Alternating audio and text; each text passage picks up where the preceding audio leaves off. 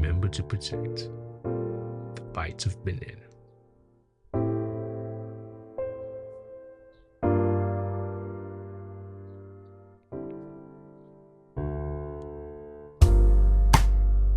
Well, hello everybody. Welcome along to another special episode of the Unorthodox Podcast. My name is Sadiq, and on this podcast we talk about ethics. A lot of times in life, it feels like the choices are only about dark and light, or darkness and light, good and evil. But in all honesty, a lot of life is us trying to figure out where goodness begins and where badness ends. So, these are the tough choices, and these tough choices is what we call ethics. How do we make the decisions, the choices, the right choices, and even when we don't make the right choices, can we be gracious to ourselves, and can we be gracious to others when they make choices we may not necessarily agree with? That in mind, let's get into our topic for today. So today we are going to talk about something super cool, but also kind of complicated. We're going to talk about artificial intelligence and how artificial intelligence is changing how we do medicine. I remember one of my papers that I wrote in college was on genetic modification. And there was a doctor and genetic modification. Let me just give a quick overview of genetic modification. It is the ability for us as humans to be able to go into a DNA, a gene, a cell, and to reconfigure it into our desired outcome. For instance, the thinking is if we can eliminate something that could be potentially harmful in the future, then it would be beneficial to us.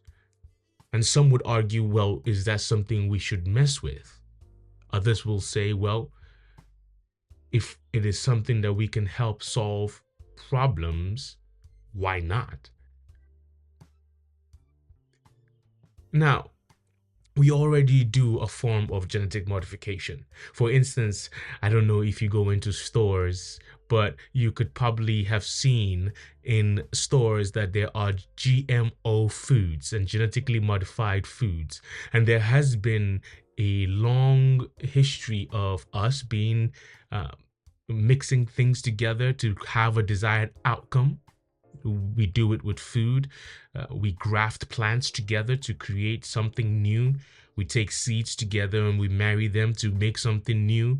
And we do it with animals as well. And this is not a condemnation or an affirmation. It's just stating a fact, is that I know a lot of people that do breed dogs, and they mix certain dogs to get a certain outcome. That is essentially a form of genetic modification, because there's a desired outcome that we are looking for, and thus we bring two gene pools together to create that desired outcome. We even do it as human beings, right?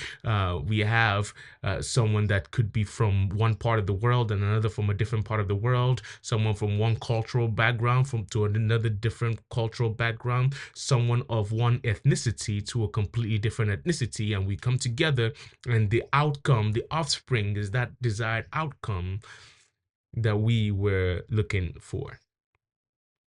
I know there's a lot of people, please don't pass judgment. There's some people that would only marry somebody who is tall, right? Because they believe that that's a higher percentage of that child or that offspring gaining some form of success down the road based on their height. And so we do these things already, right? And when it comes to food, there's a lot of genetic modification that went into the studies of genes and especially seeds in the agricultural world, for them to be able to figure out what could we do to make this seed resistant to certain temperatures, to certain environments and certain atmospheres. I know personally, I started drinking coffee in 2020, and there has been a long history of coffee. And for those who don't know, coffee initially was discovered in Africa, in Eastern Africa, and it was then traded to the Arabian Peninsula, and so we developed that coffee Arabica, and then it started moving all over the world. It ended up in South America. It's ended up in Southeast Asia. It's ended up everywhere. But people still prefer and to reserve back to the Ethiopian seeds or the Kenyan seeds, because there's a certain temperature, there's a certain atmosphere in which coffee needs to exist to create some certain flavor profiles. But when it's transferred to every somewhere else, it's not that it's not good, because some people just walk into a coffee shop and all they want is the caffeine. Matter of fact, they even skip it because now you can buy drinks that have caffeine, like over 120% caffeine, in a little water glass, and it's not coffee, but it's just they found a way how to isolate caffeine itself so people could be able to get the buzz that they were looking for. So we have had a long history of transporting seeds to different places, modifying them to acclimate to certain regions.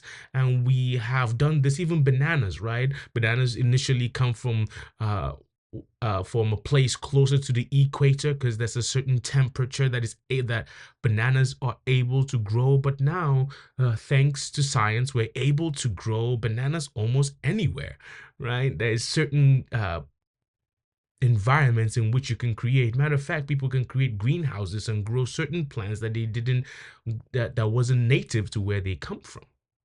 So we do a form of genetic modification. But nowadays, there's something more so within the medical field, and people have come up with this. I remember in 2014, there's when it became like a big thing, there's this machine called CRISPR. I'm not going to bore you with it, but CRISPR essentially is a gene editing tool that allows scientists to go into a particular DNA and to be able to configure it or reconfigure it depending on what they would like. So there's two ways that I would like to have this discussion.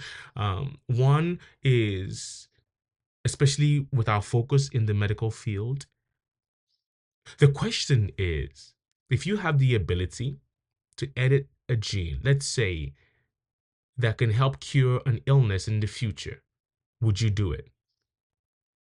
One of my best friends growing up, his name was Micah. And I remember when Micah passed away, um, because Micah had a rare disease. He had sickle cell. And I knew Micah since like third grade, but he passed when we were in middle school. And it came as a shock to everybody, because everyone knew that Micah had a genetic condition. But Micah was just so full of life. He was one of my favorite human beings to ever existed. I just, at times when I think about Micah, I kind of miss him. So if I could go back to undo that harm when he in his infancy, when they had the test to see that he has sickle cell, to edit it, would I do it?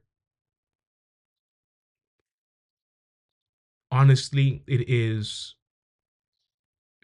a difficult decision, difficult thing to do, because there are people that definitely would jump at the opportunity, and then there's people that would not jump at the opportunity. So if you could go back to edit a gene, let's say a child is going to be born, and that child has a gene that is associated with obesity, or a gene that is associated with HIV and AIDS, or whatever illness, you name it, right? Um, Not that any of these things are associated to particular genes. I'm just saying, in general, if there's an illness that you could prevent way before a child is even grown from an from a cell to a complete breathing organism, would you do it? And that's the gray. That's the difficult questions. Those are the things that we try to. Those are the things that we try to solve. So we arrive now at this point in which genetic modification has become a very possible thing in the future. It is not happening right now. There was a doctor in China. So I don't know if most people know about the medical world, the scientific world. They tend to take a lot of time before they approve things for human testing. And for instance, we just went through COVID, right, in 2020, where that's a big virus that's spreading around the world, and the entire scientific world just essentially converged on how to solve this issue, and they sped up the processes in which medication is approved to be able to be used to people, right? Um, because at that moment nothing else mattered. It was existentialism. It's like it's the human existence was at that moment the main priority. And so all the knowledge was converged on, and all the institutions converged on, how do we solve this issue right now?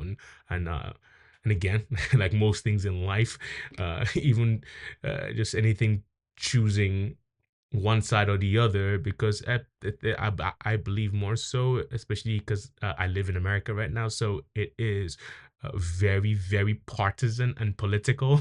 So regardless of who did it, regardless of what happened, um, it's become a political thing that I didn't know uh, where we arrived at this point, but we have arrived at this point, and it is certainly polarized.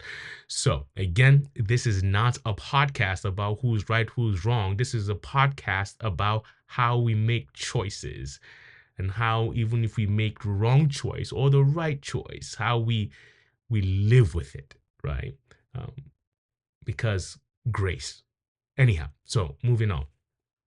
So within the world of genetic modification, the scientific world really moves slow, because they want to test and test and test before they go to human trials. And when they get to human trials, they uh, then it's now on its way to be readily as available and accessible to the majority of people. But in 2014, there's a doctor in China that claimed to have edited the genes of some twins, and brought a lot of fury, a lot of anger uh, from the scientific world in particular, because the people were saying, well, how did you arrive at who allowed them? And obviously he was a Chinese doctor. And if you zoom out, there is also geopolitical things that happens, especially within America and China. There are some that are just anti-China regardless of what China does. um, so it's fascinating. But if you zoom into the actual issue, some people have a point. They say, why, how do you rush that to get to human trials? And how do we test it? How do we figure it out? And currently, obviously, we're recording in 2025, and the same thing happened obviously with the artificial intelligence, the large language model of DeepSeek. And DeepSeek trained its model on Open AI, but there's a lot of technicalities to that. And DeepSeek is a Chinese company started by a Chinese venture capitalist guy, Li Wenfeng, and a lot of the fear. And they did it with they trained that model. Not saying that the clusters that they built, all the network, all the computers that they built to be able to train it, forgetting all that, just the price of them training the model they trained for DeepSeek O1, I believe, cost them about $6 million, which is a lot less than the capex that most American companies were invested in. Matter of fact, there was a big thing that the Microsoft and Sam Altman, who's the CEO of OpenAI, and Oracle, which is the big cloud, uh, which is the big cloud network thing owned by Larry Ellison, or the CEO is Larry Ellison, um,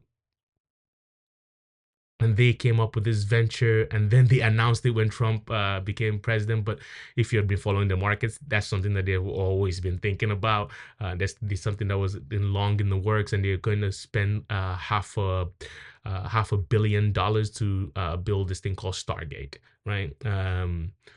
So now that the Chinese module was built for less than that, the market crashed, and Nvidia stocks went down.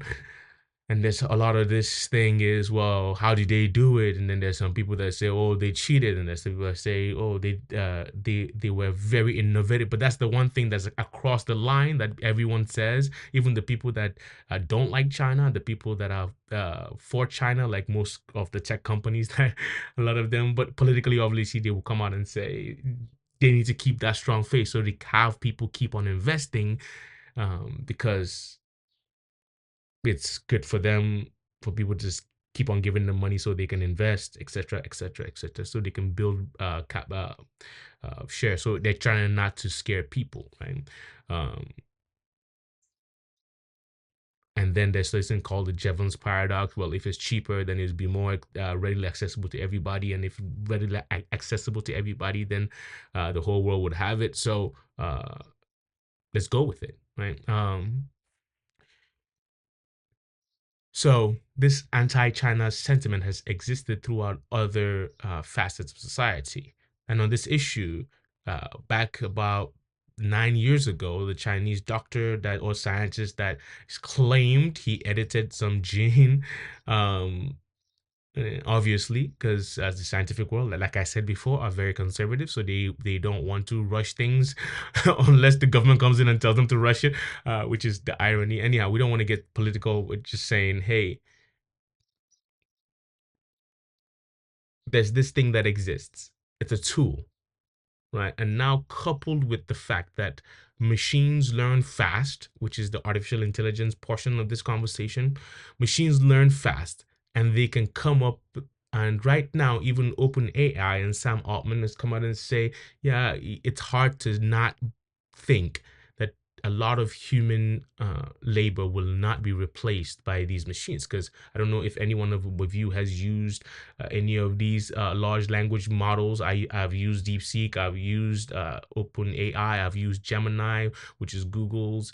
I've not used Anthropic, but I have used Perplexity, which is like a platform that aggregates all of them, and it allows you to pick which model you want to use. So there's the computational, the knowledge, the computational power, the knowledge of it all. It's a lot faster than the smartest human being. It is smarter than 98% of even the smartest human beings. And it gets better because it learns from itself, and it learns the mistake, and it doesn't repeat the same mistake twice, right? Because it learns from it, then it adds it into there. So whatever information you feed into it, it's gonna learn. So now when you come to the medical field, it's able to diagnose a lot of people a lot easier. There was a company that was using this thing. I mean, there's so many applications for artificial intelligence, and I don't want to get into all of them because it's vast and wild. There's a military aspect of this, right? And there is a medical aspect of this.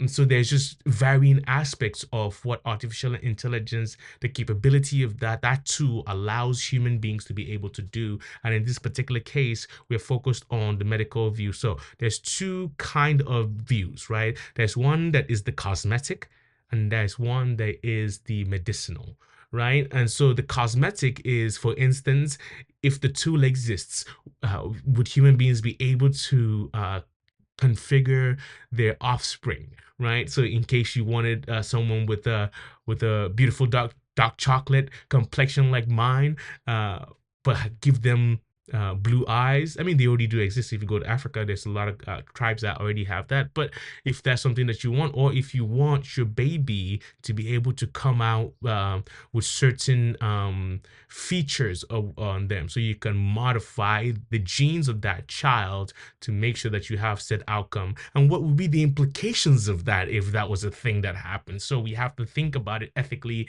and to say, should we even be able to do this? What harm could come if we are able to just cosmetically edit or edit the cosmetic nature of our offspring? And then there's something, the medical, like the medical side, like the medicinal side, which I mentioned before with my friend Micah, whom there's a genetic illness that was diagnosed, and if you could go and edit that out of the gene before the baby grows, or before it becomes an embryo, before it becomes any of these things, right? Would you do it? And so that's the dilemma. That's the difficulty, right? Because everyone knows that is so. Just to recap, artificial intelligence is just like a super smart computer that just helps scientists study genes. It can look at tons of data and vast amounts of data and find patterns that human beings might miss. Right? So this can help doctors figure out if someone might get sick in the future and create treatments just for them. And it can help scientists edit genes to remove diseases. Yeah, again, that sounds amazing, right? But it's more complicated than that, you know. So the big ethical questions for us: keeping AI needs lots of genetic information to work. So it needs a large data set, right? It needs the data from human beings. So it needs your data, it needs my data, then it needs to sift through it to find the best course of action. Now, there's, for those of you like me who are very weary of big corporations having data on you, on me, there is like a little bit of hesitancy for to be willing to just give this data to. How do we trust these corporations, and what kind of regulations exist to be able to curtail their obvious need for them to just profit off of your gene or off of my genetics?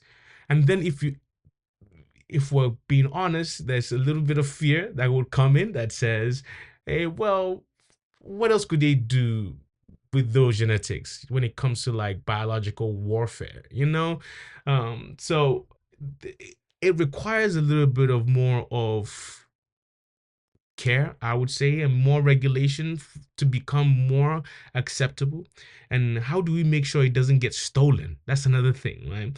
If someone gets their DNA data hacked, I mean, it could be used against them, like making it hard for them to get a job or health insurance, right? Because a lot of your health insurance, if you, like I, live in the West, a lot of companies don't want to give you insurance because of pre-existing condition, but you need insurance to be able to go to the doctor, because going to the doctor is very expensive, right? It is just super expensive, and you need to be able to get that. So in 2018, for those who don't know, 2018, the genetic testing company known as MyHeritage suffered a data breach which affected over 92 million users. And this raised concerns about the safety of sensitive genetic data and how companies might protect it. Um, and then AI can sometimes be unfair. It is mostly learns from certain groups of people, and it might not work well for everyone. So, for instance, there's a big push for people to have not just data sets coming from one particular group of people, right? From one particular mindset, from one particular perspective of the world. They want those data because, if we're honest, it affects all of us in the entire world. And so you don't want the data set to be only coming from one group of people. But if another group of people don't want to give in to get their data, so it's gonna clearly have a bias. There is gonna be an intrinsic bias just by the nature of the data sets that it has it has been fed, right? um, that means some people could get bad medical predictions or treatments that aren't right for them. And scientists need to make sure AI learns from all kinds of people, not just a few. Studies have shown that many AI driven medical algorithms have been trained primarily on data from people of European descent, making them less effective for individuals from other racial and ethnic backgrounds. And you can read that from uh, the Nature Medicine magazine from 2020. They had that. Um, so as AI is helping with gene editing, which means changing parts of our DNAs, this could help cure diseases. But what if people start using it to choose things like eye color, height, or intelligence? That could make life really unfair, especially if only rich people can afford it, right? Again, this is that 2018 Chinese scientist He Jiankui announced that he had used CRISPR gene editing on human embryos to make them resistant to HIV, which, like I said before, sparked outrage.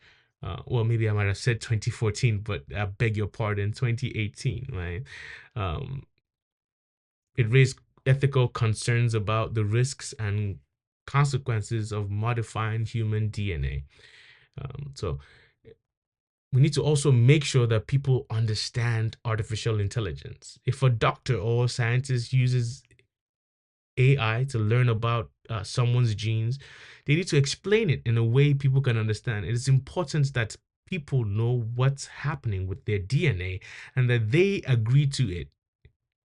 No one should feel confused or tricked. You know, uh, a real life example is in 2021 study found that many people who take direct to consumer genetic tests, like if you've used 23andMe and I forget the other ones, don't fully understand what their results mean. Some misinterpret their risk for diseases, leading to unnecessary anxiety or false reassurances. Um, And then we need to keep rules fair, you know. Governments and scientists need to work together to make sure AI is used in the right way. But there's a tricky balance. Too many rules might slow down cool discoveries, but too few rules could lead to big problems, right? Finding the right balance is super important, right? So balance, balance, balance. The European Union has proposed strict AI regulations to prevent misuse in healthcare and genetics, but some experts worry that too many rules can stifle innovation. So, what's next? AI and genetics together could change the world. We could cure diseases and help people live longer, healthier lives, but we have to make sure these tools are used in a fair and responsible way. We all need to think about how to keep things safe and equal for everyone. I know I come from the global south. I come from particularly Nigeria, and predominantly all the institutions swing to Western ideology about life, about every facet of life. And but also all your data on the internet is stored on in the West, right? So essentially, it's big American companies that gets to dictate what happens to the rest of the world. And if you're an American, that's okay, that's cool. If you're not an American, that brings you anxiety, right? Because you're like, well, I'm not sure everything America does I agree with, and how am I sure that they're gonna work in my best interest, especially when uh, a large factions of America want it to be only about America, but now they have data on the rest of the world. So I think more so it's now you need, especially now in this age that we're living, we need bigger institutions that's globally like the United Nations to come up with rules that say this is what artificial intelligence is going to mean, or this is what it should do to protect all human beings, not just for some human beings. Because if you're on the internet, unless you're like in China, if you're on the internet, predominantly you're using Western hardware, Western. So when I say Western hardware, I mean like Western clouds. For instance, like Oracle, right?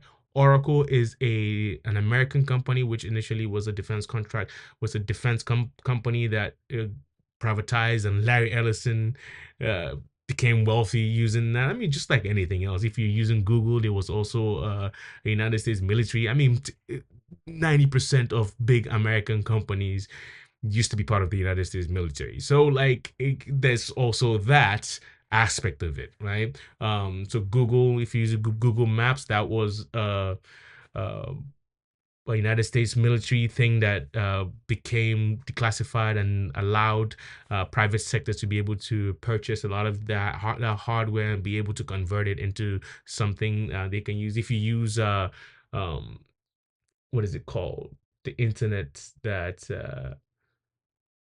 Elon Musk has.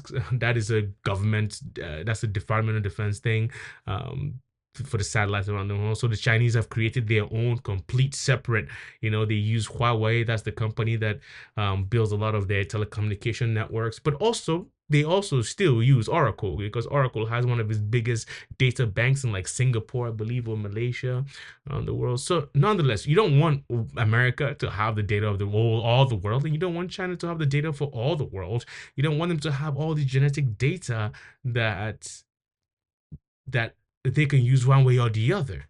What we need is something universal. That's why the leadership of the United Nations needs to come into place, and everyone needs to agree to that. If not, then no one should agree to anything the United Nations ever says, right?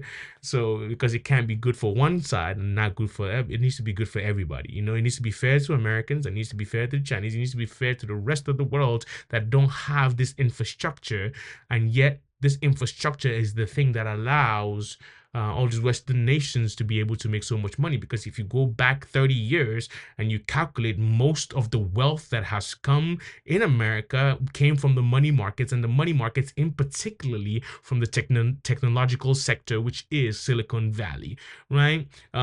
So yes, people would make the argument. They would say, well, there's people from all over the world that come. Yes, majority of Silicon Valley in the last 30 years has come from foreign-born individuals that came and founded companies in America. But now those companies are in the jurisdiction of America, and thus they abide by American laws. And if you're an American, that's a great thing. If you're not an American, well, there's a certain disadvantage that you have. So nonetheless, I mean, I'm not saying one should have one over the other, whether you're American or not. It's not the issue. Like let's get out of the partisanship or the nationalism aspect of it, because this thing is beyond human beings, right? This thing transcends humanity. Matter of fact, we'll get more into artificial intelligence, but since we are only focused on genetic modification and the fears that come from it, um, the good, the bad, and the indifferent, um, there is a nature in which some of us would say, no, anything that happens with genetic modification is a good thing. Then there's others that would say, well, hold on. Not sure it's a good thing. Not sure is that. So how do we decide in this murky gray area where the light begins and the darkness takes over? You know, it's difficult to know where light begins and darkness ends, right? But in this question, because there's not that much clarity to it, there's not much clarity to so again, it will come down to our own individual convictions, right? But then to take my individual conviction and to project it onto you would be unfair, because that would be me violating your own autonomy. You have the capacity and the wit about you to be able to make a decision for your own good, right? But obviously, like I've said before, there's a point in which my good can harm your good, but there's a bigger goodness that should benefit all of us, right? So it's the reason why, from an individual standpoint, we can't say that the thing that is good to me or good for me is the only thing that is gonna be good for you. No, there's something that has to be objective. There has to be like an objective aspect that we say, no, this is a good that benefits all of us. Why? Because it doesn't harm all of us. It doesn't harm us. It doesn't harm you. It doesn't harm me. And what is that? That's fairness. That's justice. That is goodness. You know. So again, with my leaning on the light and darkness, there is a light that benefits all of us, and my job is to make that argument, right? Not to make it a commandment. you know eh, to make that argument, to make other people choose. And now if they still choose not to abide for me, because I can't tell you what I would choose, but if I knew I could help my child in the future avoid pain, would I do it? I've never been a parent, so I hope I will. I don't know, right? Because I don't have that emotional attachment to an individual like that. I don't have that paternal instinct, right? So it doesn't weigh that heavy on me. However, if a parent makes that decision, I cannot demonize that parent, right? And neither would I. I would just like, that is just what it is. I like to deal with the things that are instead of to deal with the things that could be and maybe. Those things are very up in the air. They're very murky. That's muddy waters. I like clear waters or dirty water, or like mud. I like those things are hard facts. But muddy waters is difficult if you're trying to drink water for nourishment. So genetic modification is a tough question, especially when it comes to human beings. I don't know what I would choose. I gotta be honest with you. I don't know and I'm conflicted. Again, this is the thing about ethics. Like, it is conflicting. You know, it's about learning to make difficult choices. But yes, there are the right choices to make. Right? It's just, how do you figure that out when you are in the midst of it? So right now we don't have clarity on what genetic modification would do in the long run for human beings. We don't have that. So what would it mean? The implications, how does it change genes going in the future? So maybe with these machines, we can be able to have modules that help us show with a higher degree of certainty what the possibilities will be like down the line. If you edited this in this baby, how it affects all the other, because that's way more calculation than an average human being's mind can compute, right? So these large clusters, these large machines can be able to do that in actually in like 5 minutes, right? They can be able to compute all of that. And maybe in the future with quantum computing as well, it could be a lot faster and super fast, like to be able to arrive at decisions that can be able to save a life and change a life, or could be good for us. But right now we are in the midst of it. It is murky. So would you, question for us today, would you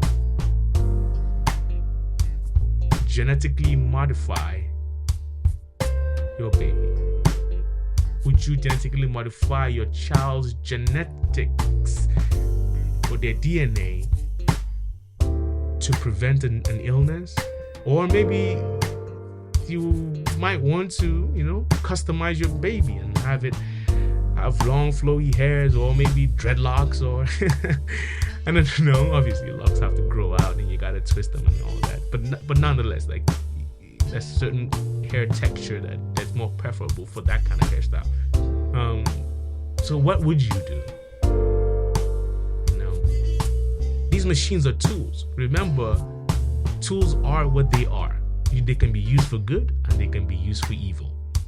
Right? Our goal and our charge is to be able to sift through that and to say, this is where darkness ends and this is where light begins. But right now it is still so murky. We're living in the gray, right? And it is difficult to make those choices. So however you choose to deal with this, I want you to know there's no judgment here. There will come a final judgment in the end, but thank God I'm not the one who gets to make that call. Jesus makes that call, because I believe Daniel chapter 7. But whatever decision you make, I want to offer you grace. And whatever decision I make, I hope you will offer me grace. Because we're living in difficulty. We're living in confusing times. And we will make right decisions and we will make wrong decisions. Remember, at times we think life is all about absolutes, but in honesty, life is about shifting paradigms. And that's not mine, by the way. That came from one of my professors. I don't remember the professor's name. But life is not all black and white. The majority of life is sifting through the gray to come out with the best decisions that we can make. So offer yourself grace if you get it wrong. Offer others grace if they get it wrong. Grace will change this world. Peace.